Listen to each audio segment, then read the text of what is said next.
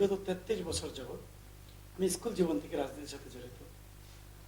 আমি এই 33 বছরে আমি আমার এই জীবনে সর্বোচ্চ চেষ্টা করেছি মানুষের পাশে থাকার জন্য, মানুষের অধিকার নিয়ে কথা বলার জন্য। আমার মনে আছে 2001 সালে যখন হাওরের ভাত এত বড় ভাত ছিল, এত বড় ভাঙ্গা ছিল, এটা কেউ দায়িত্ব নেয় নাই। দায়িত্ব নেয় নাই কন্ট্রাক্টর, দায়িত্ব নেয় না কোনো চেয়ারম্যান, দায়িত্ব নেয় না কোনো মেম্বার, কোনো এলাকার জনপ্রতিনিধি। তখন আমার বয়স সম্ভবত 22-23 বা 20। সেই 24 বছর আগে তখন এলাকাবাসী ইউনো অফিসে বসে আমাকে এবং আমার একটা বন্ধু ছিল উজ্জ্বল, আমাদেরকে দায়িত্ব দিয়েছিল। আমি এলাকাবাসীর স্বার্থে, এই এলাকার সাধারণ কৃষকের স্বার্থে, কারণ আমি কৃষকের সন্তান, আমি বুঝি আমাদের এলাকার মানুষজন একটা ফসলের উপর নির্ভরশীল। সেই ফসল যদি তলিয়ে যায় তাহলে মানুষের রুটি রুজি আর কিছুই থাকে না।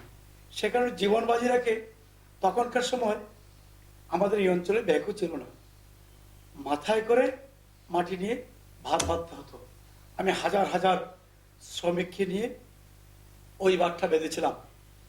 এই ভাত বাঁধার সময় আমাকে সারা অঞ্চলের মানুষ আমাকে সহযোগিতা করেছিল এবং হাজার হাজার শ্রমিক নিয়ে একসাথে আমি কাজ করেছি।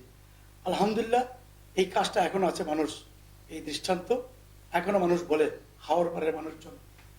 হাওরের যখন দুর্যোগ আসে, সেই দুর্যোগে সর্বোচ্চ শ্রমগাম আমি আমার এলাকার জনগণকে নিয়ে, তাদের আমার প্রতি একটা বিশ্বাস আছে। যখন হাওড়ের বাঁধ ভেঙে যায় তখন আমি হাজার হাজার মানুষ নিয়ে নিজে উড়া কোদাল দিয়ে নিজে ভাত বাঁধতে যাই, সাথে হাজার হাজার মানুষ আমাদেরকে সহযোগিতা করে।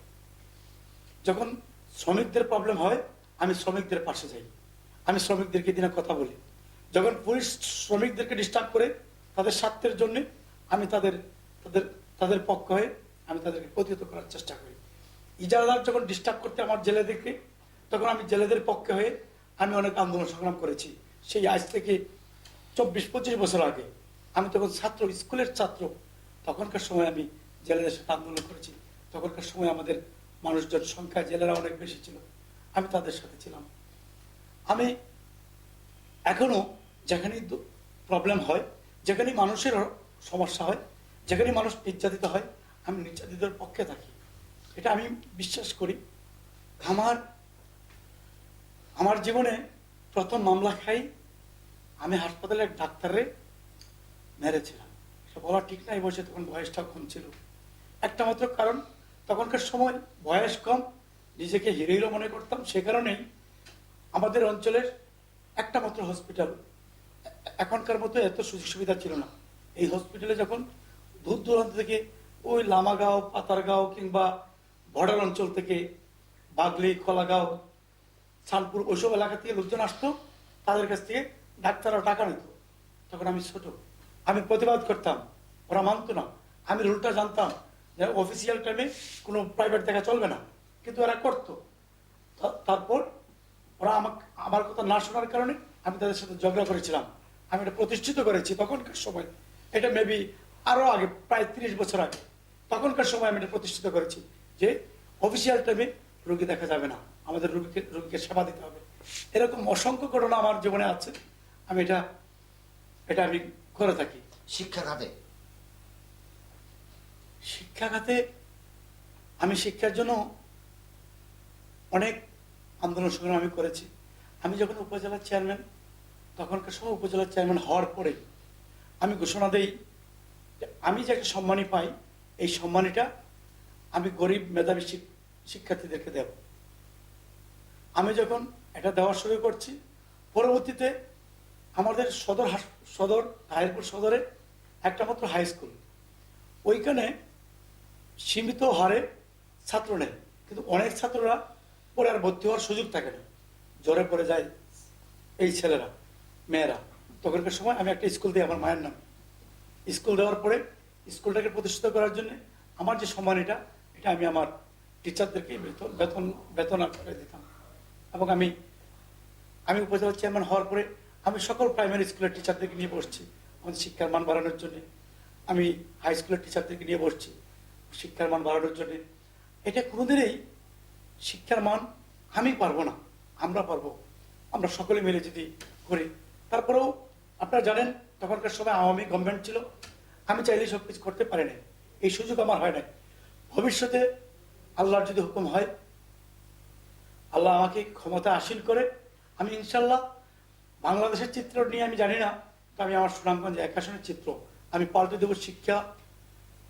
শিক্ষা এবং চিকিৎসা, যাতায়াত এবং আইন শৃঙ্খলা, অনিয়ম, দুর্নীতি সব কিছু এক এক করে আমি ইনশাল্লাহ সর্বোচ্চ প্রায়োরিটি দিয়ে আমি 1 বছরের মধ্যে সবকিছু কমপ্লিট করে দেবো। মাদক নিয়ন্ত্রণে কি করবেন? এই মাদক নিয়ে আমি অনেক সময়, আমি উপজেলার চেয়ারম্যান থাকতেও অনেক জায়গায়, অনেক গ্রামে গিয়েছি, অনেক ইউনিয়নে গিয়েছি, অনেক চেয়ারম্যানদেরকে নিয়ে কথা বলছি, যুবকদেরকে নিয়ে কথা বলছি।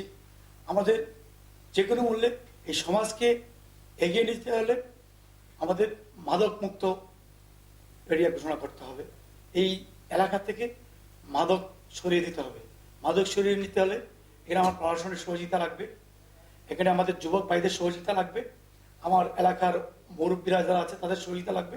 তাদেরকে নিয়ে, সবাইকে নিয়ে আমি মাদক মুক্ত করে দেবো ইনশাল্লাহ। টেন্ডারবাজি, চাঁদাবাজি, দুর্নীতি যে সমস্ত আজ সুনামগঞ্জ ছেয়ে গেছে, আপনি এমপি হলে কি পদক্ষেপ নেবেন? ধন্যবাদ। এই বিষয়টা আরো কঠিনভাবে আমাকে দেখতে হবে, কারণ এই 5ই আগস্টের পরে, আগেও ছিল, 5ই আগস্টের পরে আমি দেখলাম যেখানে টেন্ডার হয় অনেক জায়গায় সব সিন্ডিকেট হয়ে যায়, হয়ে বাইরে থেকে লোকজন আসে, তাদেরকে টেন্ডার দিতে দেয় না। এই সুনামগঞ্জ সদরে জেলাতে যেগুলি ডাক হয়, এরকম একটা সিন্ডিকেট করে সবাই মিলে, যে কাউকে শিডিউল কিনতে দেয় না, শিডিউল করলে ড্রপ নিয়ে নেয়, নেওয়ার পরে 2-3 ভাগ করে খায়, আর সাধারণ মানুষরা এখানে বিতাড়িত হয়। আমি এগুলি সবগুলি বন্ধ করবো এই জেলার মধ্যে ইনশাল্লাহ।